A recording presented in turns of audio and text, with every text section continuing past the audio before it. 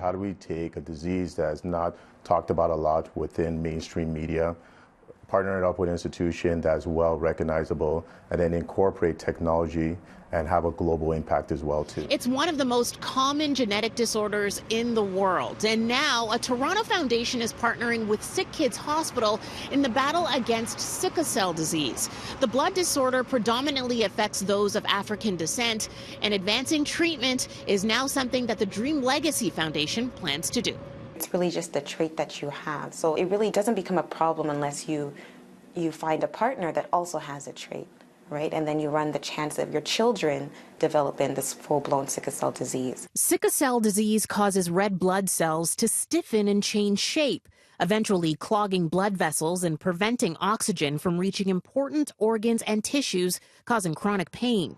Real estate developers Isaac and Monique Olowolafe have a close connection to the disease. Monique is a carrier of the trait, one of several reasons they began planning to boost research. It's a 2-year fellowship where there'll be a call out for an international doctor to come in, research with other doctors within SickKids. Sifting through the applications is Dr. Isaac Odame, a sickle cell specialist at SickKids Hospital.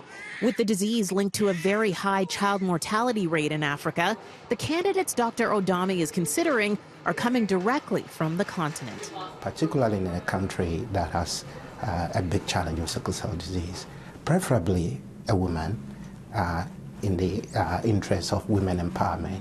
The first year will be intensive training on how to care for children with sickle cell disease. After the practical comes the technical, with the chosen researcher then joining technology students who are part of Dream Legacy's fellowship at Ryerson University. The individuals will get a chance to collaborate with the folks in the Digital Media Experience Lab and the DMZ to sort of figure out what are some of the solutions that we can design from a tech space that allow for us to solve some of the challenges that are affecting Black communities with respect to sickle cell. That technology would then be brought back to a hospital in the researcher's home country and hopefully develop into an advancement that can be used worldwide.